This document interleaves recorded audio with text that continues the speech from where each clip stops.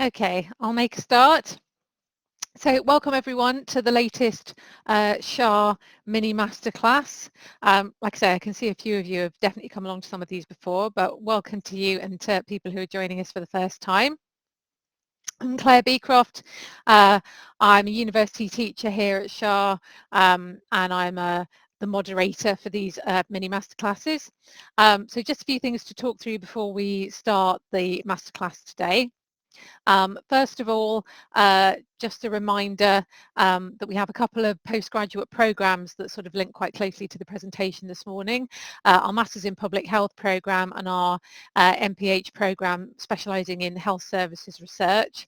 So you can find more about those on the links on the screen, but I'll put those in the chat in a little bit. And we also run short courses at SHAR. We've got quite a few coming up, in particular the ones that I've highlighted in red. The scoping reviews, mapping reviews and evidence gaps one-day course is on the 24th of November, so that's coming up quite soon. So if you're interested in that, you'll need to apply quite quickly. We also have our advanced simulation methods course coming up at the end of November. That's a 6 half-days course spread over 10 days. So both of those are coming up quite soon. The rest are kind of spread out over the end of 2021 and the beginning of 2022. But you can find out more about our short courses at the link. And again, I'll put that in the chat in a moment. The latest episode of SHAR's Communicable Research podcast is now available. Again, I'll put the link in the chat later on. You can access SHAR's Communicable Research podcast via the various Android podcast apps, the Apple podcast app, and you can get it via Spotify, which is the link I'm going to share. The latest edition is actually with Dr. Julie Balen from SHAR, and it's all about fertility and fertility treatment in Gambia. And a final plug for the next masterclass, the last one of 2021. I resisted the urge to put Christmas clip art all around the edges of John here. I didn't think he'd really appreciate that. But our last one in December is about alcohol and pricing beyond modelling to evaluation and duty reform. So that's with Professor John Holmes. So if you want to sign up for that, again, I'll put the link in the chat later on, but that's coming up. I think that's, is it the 7th of December, Andy, or the 9th? I'll double check anyway and I'll put it in the chat. But yeah, that'll be our last one of 2021, although we've got speakers booked well into 2022. But today we're here to hear from Dr. Liz Such about a public health approach to modern slavery and human trafficking. What is it and why is it needed? So just to introduce Liz, before Liz came to us at SHAR, she worked as a lecturer at the University of Edinburgh and was also a social researcher for the UK government in the fields of employment skills and equality. At SHAR, she's an NIHR Knowledge Mobilisation Research Fellow, and her research focuses on underrepresented and marginalised populations, particularly minority ethnic and migrant populations who are at risk of exploitation and trafficking. And her particular focus within knowledge mobilisation is on promoting knowledge and mobilising it into policy that promotes health equity. Liz is a fellow of the Higher Education Academy. She teaches across a range of SHAR modules and also supervises SHAR's postgraduate students. So at that point, Liz, I'll hand over to you in a moment. One thing just as a little kind of admin reminder. As usual, we will take questions at the end of the session today, but it's fine to post your questions in the chat at any point throughout the session, and then I'll come back to them at the end. If you would rather wait and ask your question using your microphone rather than putting it in the chat, you can do that. But again, we just ask you to wait until the end of the presentation for that. If you want to put comments in the chat, that's also fine. But if you want to pose a question that you'd like Liz to respond to, please can you make sure you put the letter Q in front of your question, just so it's easier for me to quickly identify the questions when I'm going back through the chat thread. And for anyone who's not particularly familiar with the Blackboard Collaborate platform that we're using, just so you know, in terms of how you sort of use the various functionality, you should find that you've got three little icons either at the center, at the bottom of the screen, or at the top, depending on what device you're on. The little image of a microphone that you can see, that's what you'd need to activate if you do want to ask a question directly at the end of the session. And if you want to switch video on, you can also do that by clicking the video icon. Otherwise, use the purple tab in the bottom right-hand corner to open up the chat panel, and then click on the little speech bubble to open up the chat box. And you can use that to obviously pose questions that way, putting a cue at the beginning of them. If you're having any kind of technical problems, it may be worth having a look in the cog for the settings, because from there you can access the kind of microphone, speakers and video settings on your device. So if you're having problems with audio, it might be worth checking that. And if you are still having problems, you can always hit the raise hand button, and one of us will contact you privately via chat to see if there's anything we can do to help. But at that point, I will stop sharing my slides and I'll hand over to Liz. Okay? Hi there, thank you very much. Thanks for that introduction. I seem to still have something on my screen, which is the poll. So I'm just asking Luke, shall I just get rid of that from my screen so that I can see? Yeah, you can just minimize it by clicking on the poll at the very bottom of the screen. It's like a square with some graphs on. Similarly, if anyone wants to click on that and vote. That's fantastic. Yeah, done that. Thanks, Luke. That's brilliant. I'm not quite used to using Blackboard so much because I don't do a lot of teaching. So it's really great to sort of virtually see you all and do this masterclass. And I'll share some slides with you in a minute. And thanks for the introduction. So yeah, I'm Liz Such, and I'm a Knowledge Mobilisation Research Fellow funded by the National Institute for Health Research. I'm a research fellow here at SHAR, working in public health. And this is all about public health, this presentation. So how public health can contribute to addressing what is a challenging, complex social issue, which is modern slavery and human trafficking. And I'm going to take you through a journey that I've been through for over a number of years, using research and knowledge mobilisation to see what public health can do to contribute. So it'd be really great to get your questions and feedback. I'll spend probably about 30 minutes or so just going through my presentational slides. So if you just bear with me, then it'd be great to have some questions afterwards. So if I just work with the technology and bear with me while I share a screen.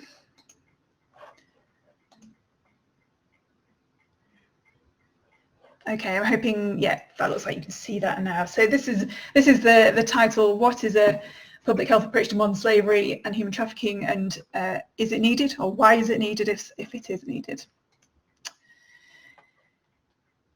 So I'm going to spend the next 30 minutes giving you an introduction to some of the basics. So unfortunately, as this is a kind of an open forum, I'm not quite sure what backgrounds people have. So I'll give some introduction to some of the basics around what modern slavery and human trafficking is, what public health is, some of the sticky issues around sort of definitions and approaches that are already out there.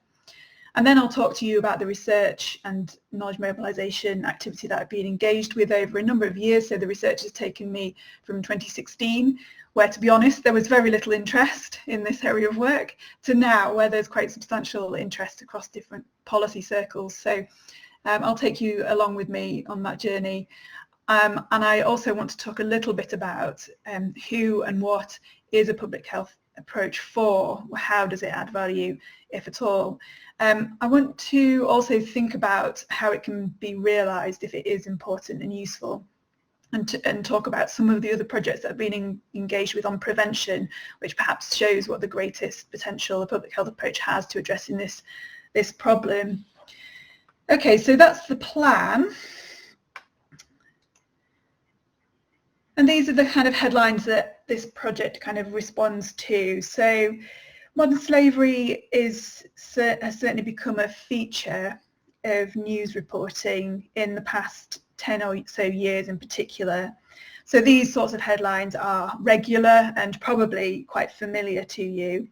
It's even become a topic of some of the soap operas and crime drama storylines that you might have seen recently, like Line of Duty had a trafficking, an exploitation storyline. I think even The Archers has got an exploitation storyline too. So it feels quite familiar as an idea. It appears quite regularly in popular culture and in terms of our news media. But what do we know? What is modern slavery?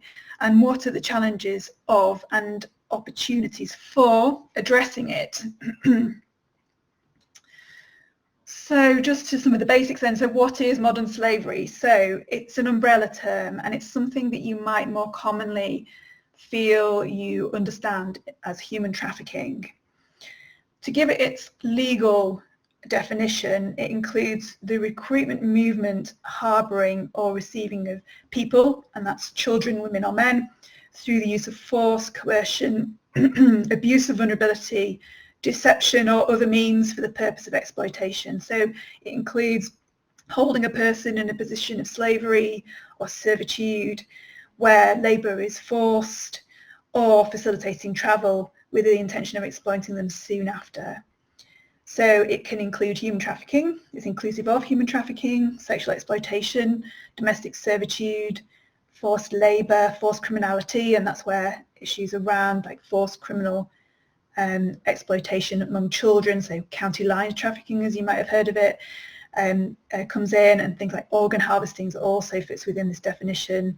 And it quite clearly violates basic rights, including basic rights to health. So importantly for the definition, we have the Act, which includes recruitment of people, victims, a means. So this refers to the way in which offenders carry out the act of human trafficking, for example, through force, abuse of power or coercion. And then the purpose element, which is the exploitation of victims. And of course, sadly, victims may be subject to more than one form of exploitation. So victims may be subject to, so for example, forced sexual exploitation and forced labour exploitation. And it's important, I think, at this point as well to say that the UK government introduced a Modern Slavery Act quite recently, so in 2015, when Theresa May was actually Home Secretary. We now have an act introduced to address the problem. So that's what it is, and often when presenting this sort of work to a range of audience, people often ask us, so what's the size of the problem, what's the prevalence? And it's a really controversial field. Inevitably, you might have already guessed, it's very difficult to measure exploitation because of its hidden nature, its criminal nature. And so there have been various attempts at exploring prevalence, so estimating prevalence, and it's important to note that these are all estimates. We do have numbers of people that have been referred in the UK to a support system, a national referral mechanism, and those numbers are in the couple of thousands per year and increasing as well, for lots of reasons. But the prevalence overall globally was estimated at 40 million people worldwide. And there were particularly high prevalences in Africa and in Europe and Central Asia, which was two regions that were brought together. Europe and Central Asia account for around 9% of global estimates. But the number of victims is very difficult to establish.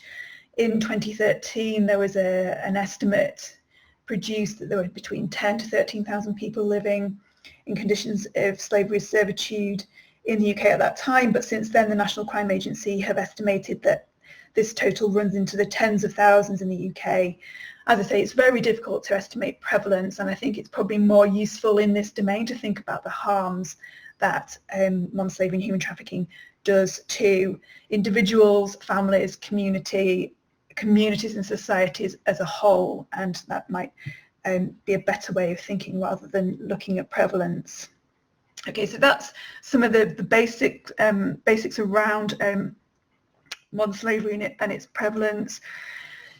And also, because I don't know who you are in this audience, it's probably useful just to try and do something on what public health is. So apologies to those who are already working in the field of public health. You're probably really familiar with this definition from Aitchison.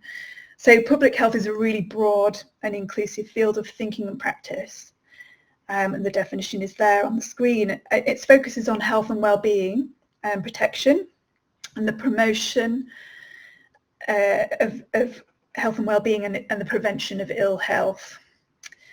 And its breadth of focus means that there are many strands to public health work, and I think we probably all feel that we know public health in some way through the COVID-19 pandemic. But practitioners don't just try to address those urgent sorts of needs, such as controlling infectious needs. They also try to promote the conditions that will create a more equal, healthy population over the longer term. And so doing this work means that public health practitioners join up with many other agencies who can protect and promote health and prevent harms. Local public health practitioners can work with the police, fire and rescue services, local community organisations, businesses, as well as health services to promote, protect and prevent. And so it's important here, I think, to emphasise that public health both leads and is led by the work of other agencies who seek similar goals. And a public health approach to a problem doesn't mean that public health practitioners have to lead it. It's more that it's a way of thinking and acting collectively to address a problem that can damage health and well-being. So addressing modern slavery is one example of how this collective approach can be applied across a broad base of partners who seek similar goals. And a lot of the work that I do is mobilising what public health might mean to those different agencies who are public health workers in the broad public health system, so the police, the fire service, local community organisations and so on. On the right hand side of your screen there you've got three components of a public health approach that were seen as central to this piece of work, working with public health practitioners, but also a much broader body of practitioners who were looking to address modern slavery either in a local area or nationally. So these three core components you'll see again and again throughout this presentation. So this is the core components of a public health approach. Okay, I just want to show you as well how I'm approaching this, and it might be quite difficult to see what's in the centre of this particular slide, but as I outlined at the start, I work as a knowledge mobilisation researcher. So this is the model of how this programme of work has been approached and how I've approached the issue of not just creating knowledge, but mobilising it. So moving that knowledge into practice through working with the counter-slavery sector. So this model is by Kate Beckett and colleagues and is called the social impact model of knowledge mobilisation. It's generated as part of the debate about how co-production methodologies can contribute to change in health services. So co-production being about the development of research and the mobilisation of knowledge that's generated with people who are going to use that knowledge. So it's a situation where the users of knowledge are also the generators of knowledge. So this isn't particularly looking at health services, this project, but I use this model as a guide. So here we have cycles of research, of the research process at the centre that is created collaboratively with all the interest groups. And here in the centre, in those little coloured bubbles in the middle, you've got different interest groups, and I think patients are included in there because it's a health services model. But here I'd replace it with survivors of modern slavery, or people who are connected to survivors through family and friendship links. So it's important that we have those agents at the centre of the model. And then working out across the co-production model, we engage at different levels, so with groups, organisations, and a little with broader audiences that were interested in counter-slavery activity and seeking to influence the different impact levels. So here we have organisational impact, group, individual, societal, and paradigmatic, which is really ambitious. But often these changes in approaches to really difficult, complex social issues require some shift in the paradigm, and the dominant paradigm in the modern slavery and human trafficking field has been a criminal justice paradigm, which I'll comment a bit more on at the moment. And it's using this model of impact We try to create knowledge together in a way that makes it more likely to be mobilised across the sector. And so at our current stage, we're trusting, either sensibly or otherwise, that the transformative synergies, so that bottom bit in the right-hand corner in the yellow box, are happening. It's somehow generating some transformational change. But how we measure and evaluate that is really the next challenge. And I think a challenge to anyone using co-production methodology is about being able to identify where you've affected change across this cycle. So that's the kind of model that I've been working to. But now moving to the research. So this is what we've done over the years, and this is the phase one. This was the kind of exploratory starting point. So way back in 2016, so only a year after the Modern Slavery Act had been introduced, Public Health England were looking to explore what the Modern Slavery Act meant for them. So I was funded to go on as a secondment to Public Health England for, I think it was about 1 day a week over 6 months. It wasn't a very long period of time, but worked well with colleagues, so colleagues here at the University of Sheffield and colleagues across in Public Health England in the health equity team, to propose a rapid evidence assessment of what the contribution of public health was to addressing modern slavery and human trafficking. And we proposed an abbreviated methodology, which was really a rapid evidence assessment, included a systematic review that was bounded so that we could conduct it within the time and resource that we had. We also engaged in consultation. So one of the real advantages of working with Public Health England was that they were really well connected across the health equity sector to bring in key players in the counter-slavery field, but also broader networks that were interested in inclusion, health inequalities generally. So consultation exercise brought in multiple stakeholders working across different fields. And we also undertook some kind of documentary analysis, which included materials from the US, where they had already started to develop this approach across the counter-trafficking sector. So this rapid evidence assessment brought about this publication, which is still available on the kind of ghostly Public Health England site now, as Public Health England no longer exists as it used to. So it is still available for reading.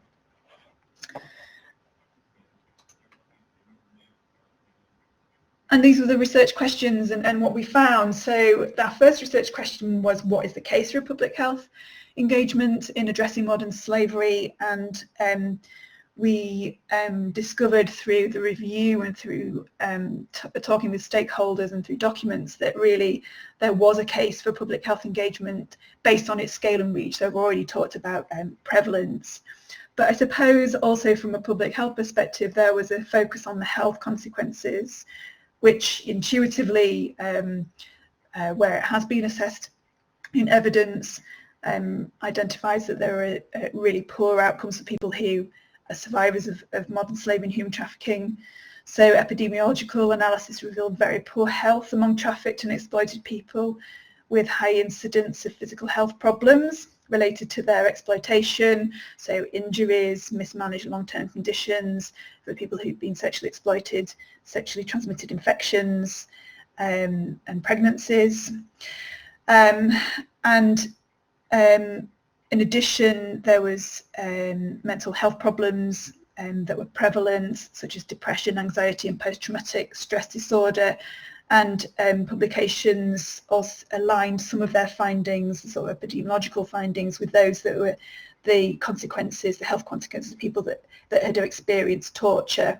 So, very negative health consequences that feed into health inequalities, among particular populations too.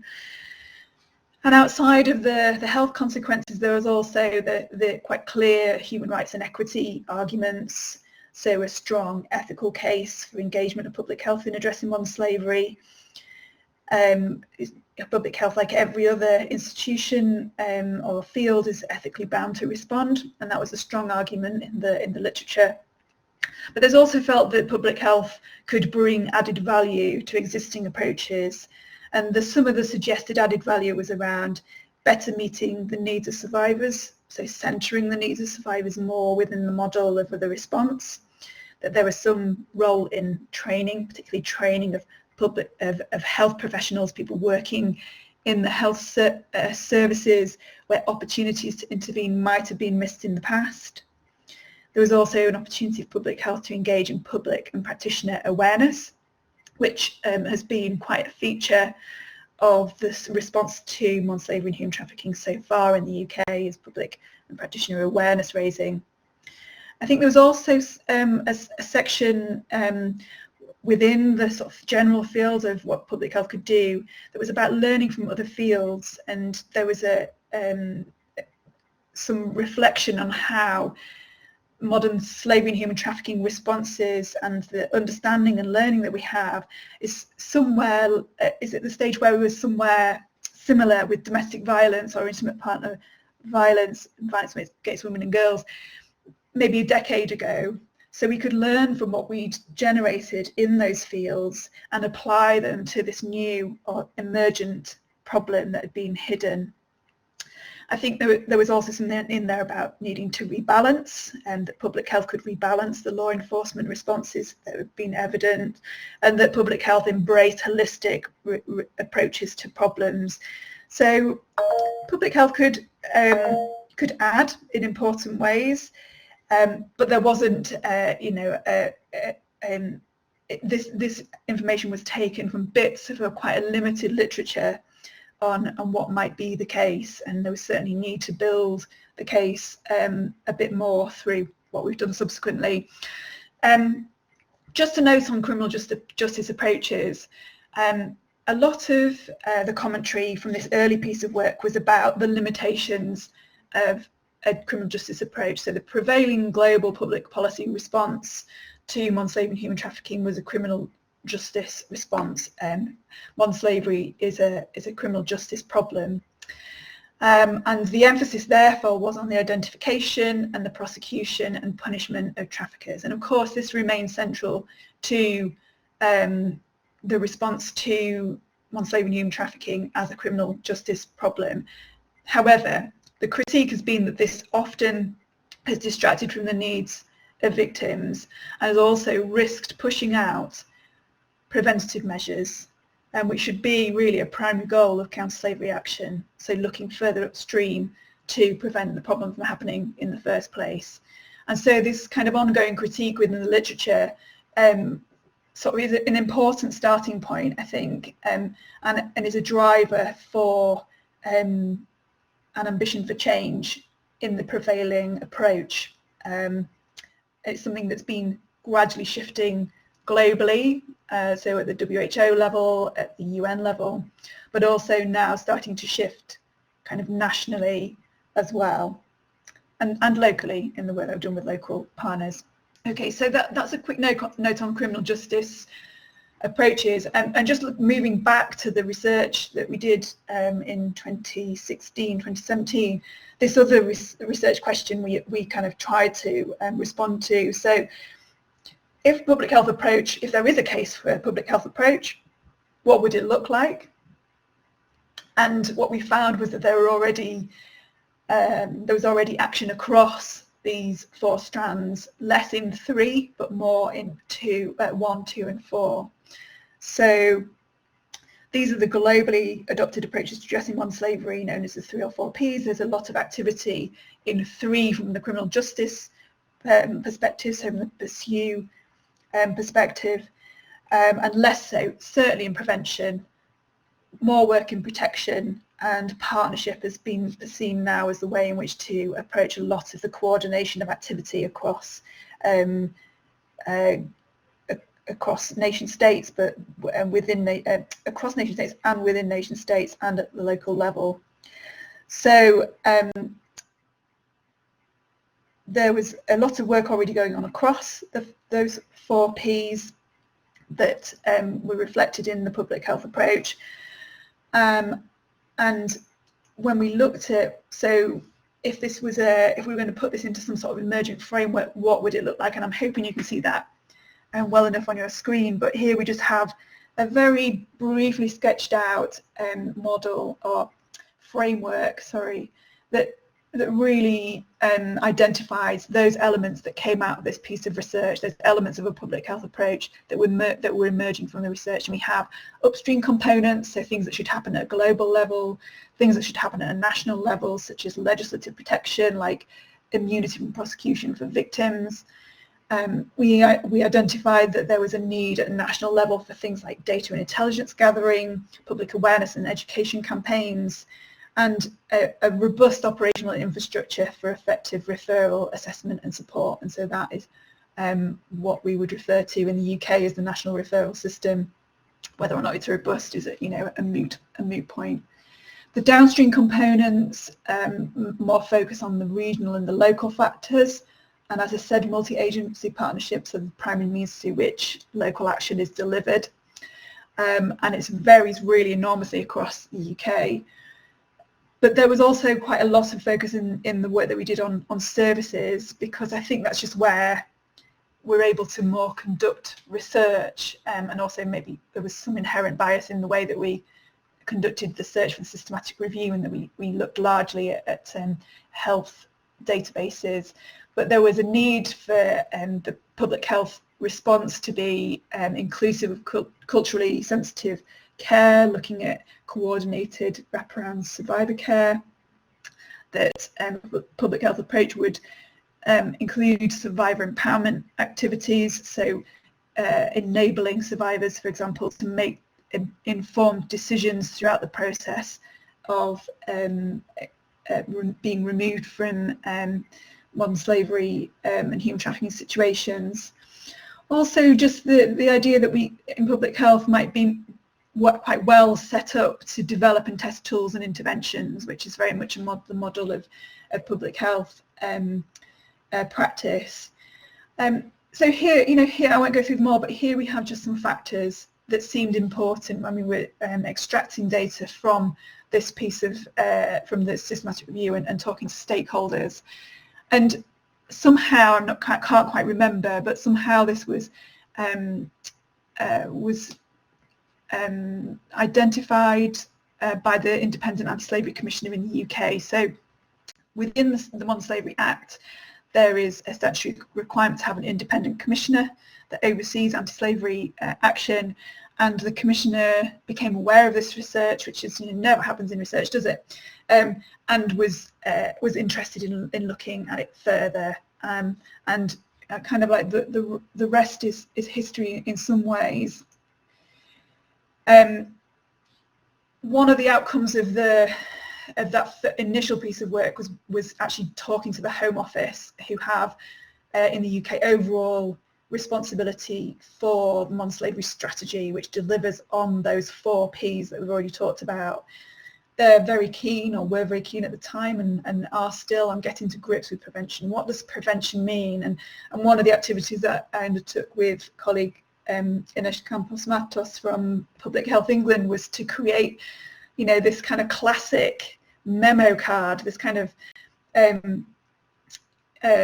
prompts to how prevention might be approached using a public health approach. And we gave this to the modern slavery unit at the Home Office, along with presentations and so on, to think about how prevention might be approached. And we really drew completely from public health approaches to violence that were published in 2019 by the WHO. So using, again, the knowledge that we have from addressing complex problems from sort of cognate fields, if you like. So that was the kind of activity, and it really varied the levels of interest and engagement until, I suppose, the Commissioner and PHA really became re-engaged.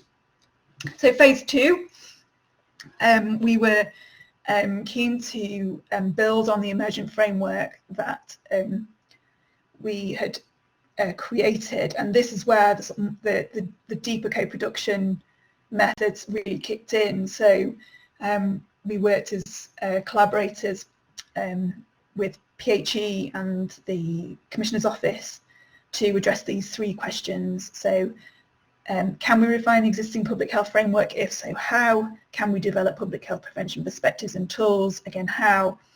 And what practical tools can we develop to support prevention and the public health framework among anti-slavery partnerships? So anti-slavery partnerships being the primary mechanism through which local action takes place to address slavery, and they're multidisciplinary and they really vary across the UK. Some are very strong and have sort of strong, robust, resourced partnerships, and others are less so, but they're really specific and respond to local conditions.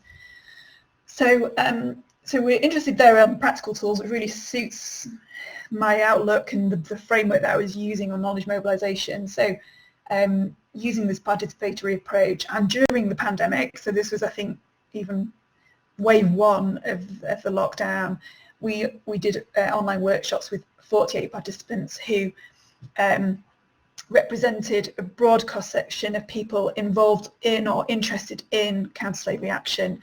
And so there were people from the police, the National Crime Agency, the Gun Masters and Licensing Authority, people from the third sector, people who were working in advocacy.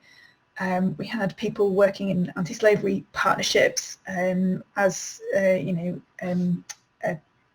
survivor representatives. We had people with lived experience of exploitation. So it was quite an intense process of these long workshops with participants, with a very actionable output focus, and using the existing framework that we already had. In terms of our findings, it really reinforced and supported some of the earlier work, but also it built on it. So this critique of the criminal justice approach was really also recognised in practice. So this comment from workshop participant really sums that up. So the criminal justice approach wasn't just limiting or a cul-de-sac, as one of our participants called it. There was also an issue around trust, and there was a hope that a public health approach as a value system, and not just a way of delivering a service or of designing services, was actually something that could benefit the overall response to the problem in the UK. So this, limitations of the public health, the criminal justice system was really reinforced but extended on in the workshops. The framework that we already had was, again, it was reinforced and then built upon. The reasons why the framework was supported was that for these kind of reasons, there was an enthusiasm for a public health framework acting as an umbrella for the counter-slavery field, that it offered opportunities to address modern slavery across the system. So this idea of a systems level approach was popular, and has also found its way into policing responses, had found its way into the third sector in terms of its response to the problem.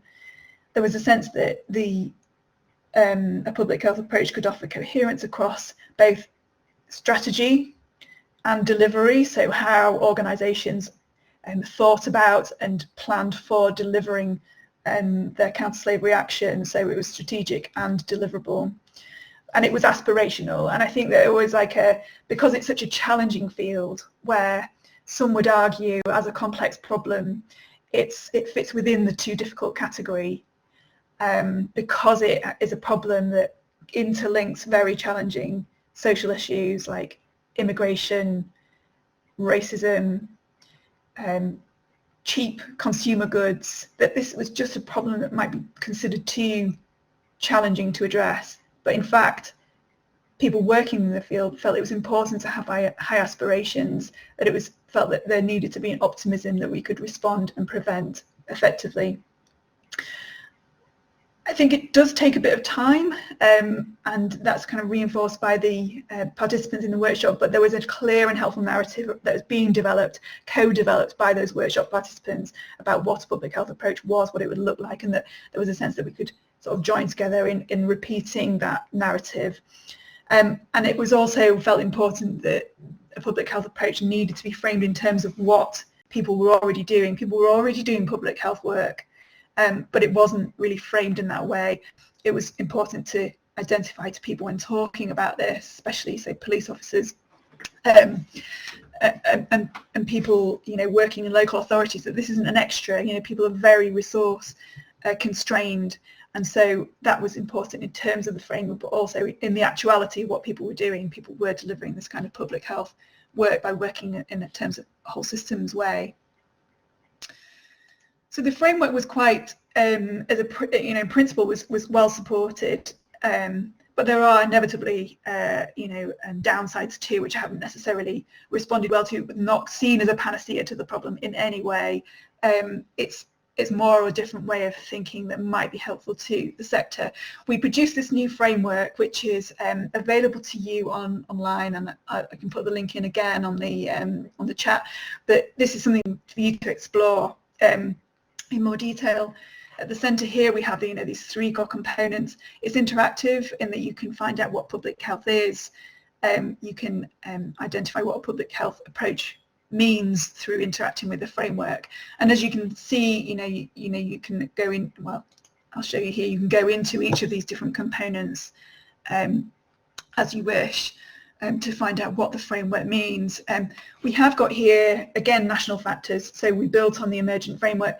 These are the national level factors that counter slavery and promote well-being, and then we also focus on regional, local factors and service factors. Because the Commissioner was very interested in thinking about making this work actionable at a local level, particularly for anti-slavery partnerships, we included service design and service delivery. Well, these are what the themes that emerged out of the research, rather than the global level factors that were initially included in the Emergent framework. And just to give you a bit of a taste of what's in there, these were the principles behind the service delivery factors. So respondents talked about, or participants talked about, empowerment, trauma-informed practice, peer-led support, tailored and person-centred support across recovery journeys, and cultural competence as key components of the services delivered, particularly to survivors. But there are also important service design factors in there for people who were maybe at elevated risk of exploitation, but had yet and had not experienced exploitation as such, but we're at higher risk. And so how you might generate services that would enable the prevention of those risks becoming realised in exploitation. So there was a sort of important points about not just thinking about responding, the responsive reactive work that you might do in service delivery, but also the sorts of preventative services that you might design and deliver at a local level to prevent the problem from happening in the first place, or at least intervening early if the problem is emergent. So that was the framework.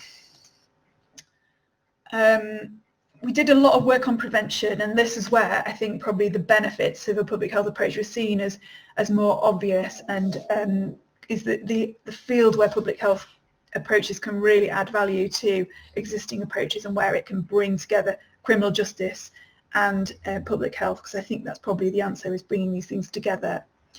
There are huge challenges to prevention, not least this point that the workshop participant identified, is that how do you prove something hasn't happened? So there's a challenge there about evidence, about evaluation, about intelligence. So how do we know that we successfully prevented problems from occurring?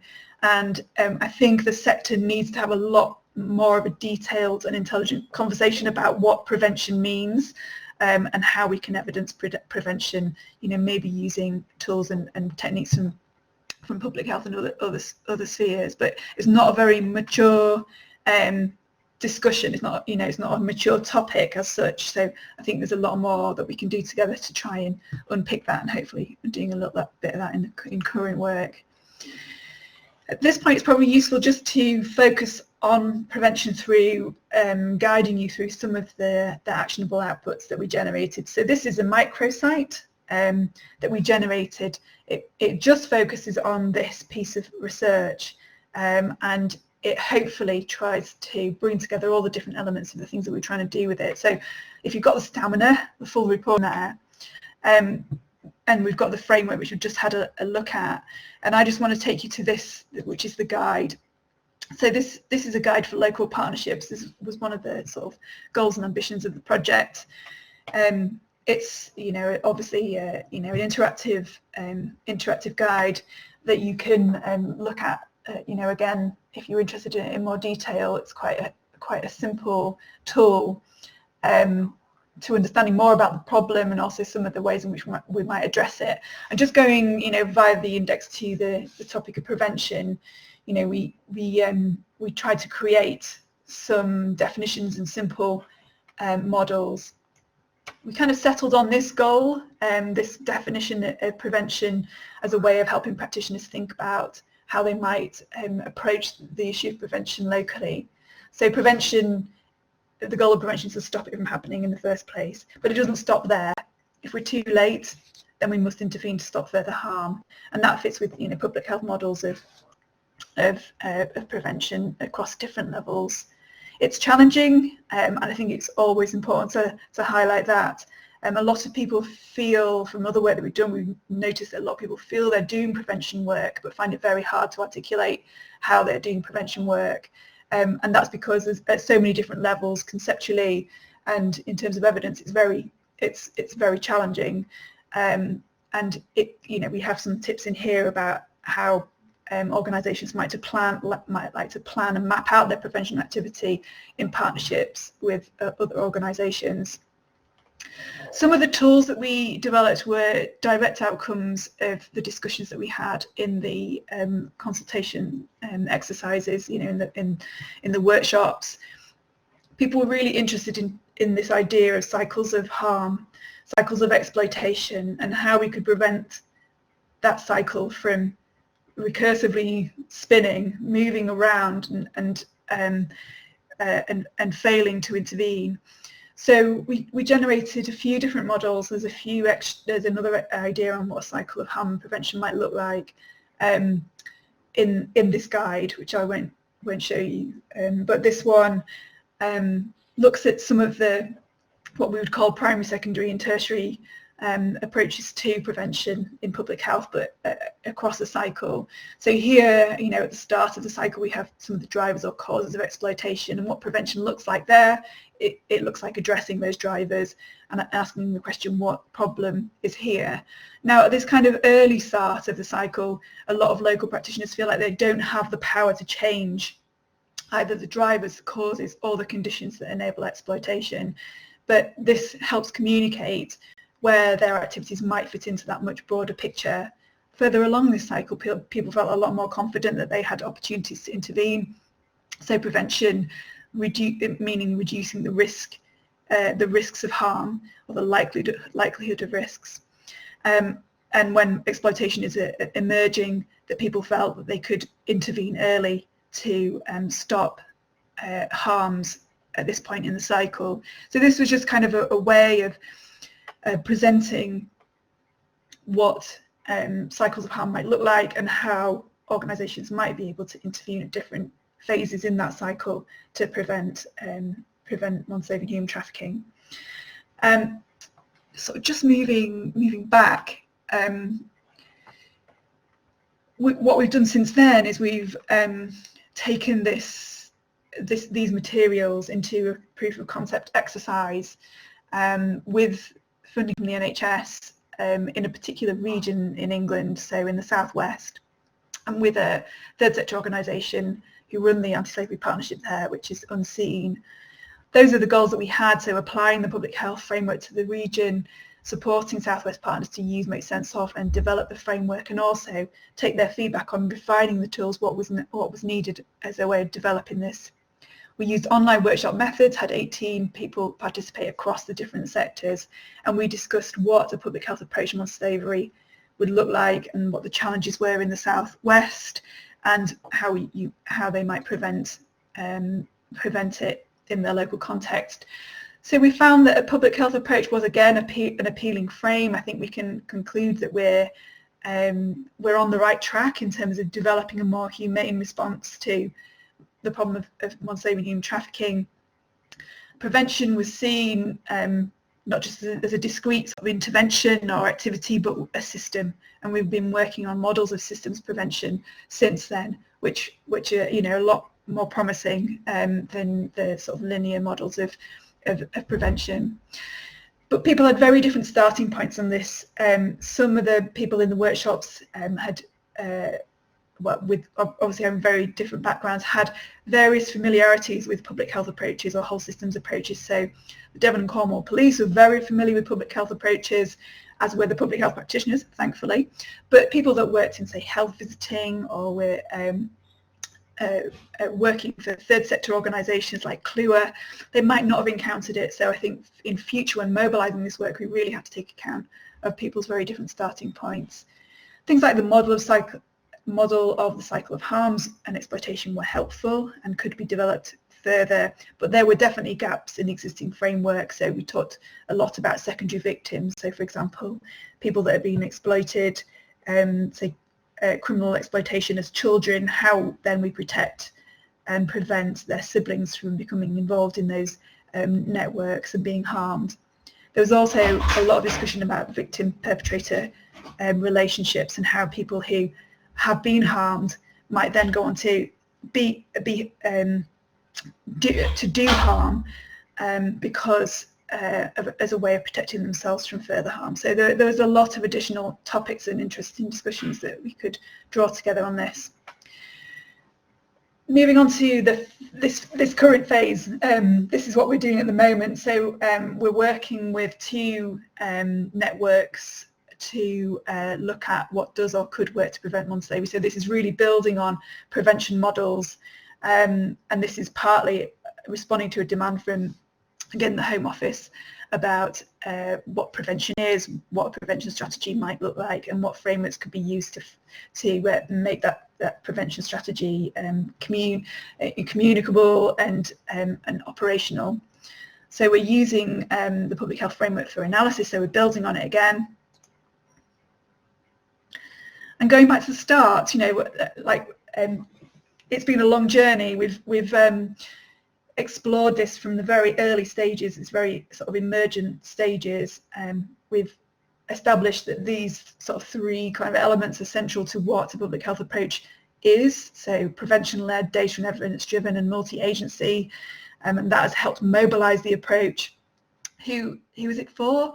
We tried to communicate that a public health approach to modern slavery and human trafficking is for everyone. So in all the work we've done, it's not just for health practitioners, and I think that's maybe one of the barriers to mobilising it further. Mainly to rethinking.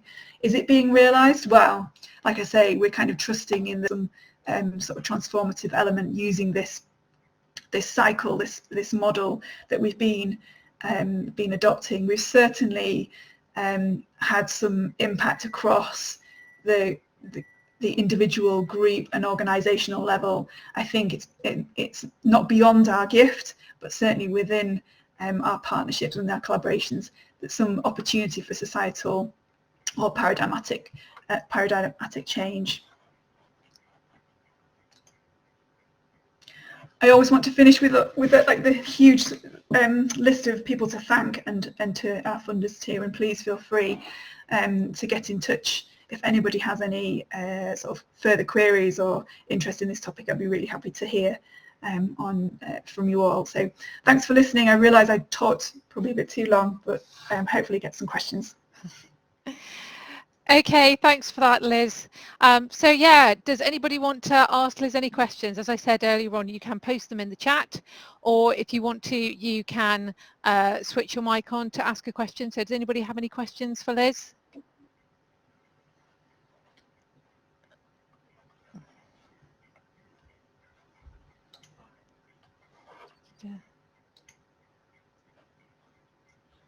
I think that microsite is probably partly answering people's questions, and I put another link to it because I know some people won't have seen the message that you posted right at the beginning with the link to the microsite. I've just been looking at it myself these last few minutes. It's absolutely fantastic. There's a bit of research communication / knowledge mobilisation. It's pretty brilliant. Yeah, great. And any feedback on how it could be sort of used and developed further is always really helpful, because it's partly about what it looks like and how engaging it is as much as it is about the sort of the content. The outside view is always really helpful. Okay, I can see there's a question from Katie who says, can you say a bit more about how you brought together the team in the SW to trial this approach? Yeah, so the Southwest region were part of a national network, so part of lots of different national networks on addressing modern slavery through, you know, different fora. There's a health sector fora that's chaired by the Independent Anti-Slavery Commissioner and the NHS lead for safeguarding. And I was presenting this work to them and talking to them about how it was being developed, and the regional lead for safeguarding there was wanting to develop something in her area, knowing that their partnership was quite strong. And so there are very natural collections of people engaged in the sector through anti-slavery partnerships. And so we brought together the anti-slavery partnership and the network, the broader network in the region, and all their partners across the different sectors. And it was kind of an elective, you know, approach to engage in the workshops. But again, like a lot of these things, it's kind of an opportunistic, you know, we really wanted to test how these materials worked and how the approach landed with a region of, you know, of people working in the sector, and it just kind of, you know, through sort of collaboration really all kind of fell into place and to bring those people together. Okay, thanks for that. There's another question as well from Imrani who says, how did you come about using that model for mobilising knowledge? Yeah, good question. I suppose having been involved in knowledge mobilisation over like several years now, I've really found it challenging to find something that kind of spoke to my sort of, I suppose it's kind of an ontology, you know, the way that you kind of understand knowledge in the world, and then how you go about accessing that knowledge and researching that knowledge. So yeah, again, part of another network, a knowledge mobilisation alliance, and where co-production is, you know, really popular but messy method of mobilising knowledge. And so this work of colleagues really spoke to my sort of understanding of knowledge and how you might generate and move knowledge around systems. I think it's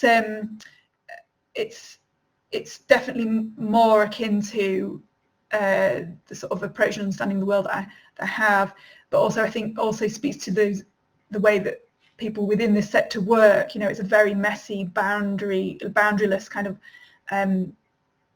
sector with that's addressing a really complex issue that brings in many different elements of like social structure, and so I think it suits it, and I spent quite a lot of time sort of searching for something. Implementation science wasn't really appropriate, although there are probably elements of implementation science that could be used to address the effectiveness of these different types of materials that we generated. So yeah, I'm kind of I'm open to other suggestions, but this is just a case of a fit. Okay, as finally there's a comment from Kate again saying, I wonder how different partner dynamics would affect use of this approach in other areas. Yeah, it's a good question, because anti-slavery partnerships are primarily police-led, so law enforcement-led, but that's not always the case. So some are led by the third sector, so organisations that support survivors. Some are actually led by local authorities, so that's quite rare. I don't think any are led by health sector partners. So yeah, and dynamics, you know, between those different sectors, where there's kind of like a bit like other intersectoral partnerships, there's very different power bases, and it'd be really interesting to study what those different dynamics are and how it affects outcomes, and whether or not it's adopted effectively within areas. Okay, thanks for that, Liz. Okay, I think we'll have to wrap it up now because it is almost exactly 2 o'clock. But thanks for coming along, everyone, today. We will send around the link to the recording later on for anybody who had to leave early. I think very few people did, not too many. But thanks for coming today, everyone, and thanks, Liz. Okay, we'll end it there. Very welcome. Thanks, everybody.